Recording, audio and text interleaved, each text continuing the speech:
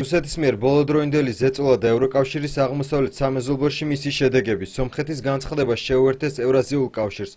საქართველოს პრემიერ-მინისტრ ბიძინა ივანიშვილის განცხადება, რომ განიხილავს ასეთ ვარიანტს. სავაჭრო ომი უკრაინასთან და მოლდოვას მიმართ გამოთქმული არაერთი მუქარა, იმის აშკარა მცდელობაა, რომ აღმოსავლეთ პარტნიორობის პროექტი კითხვის ქვეშ დადგეს.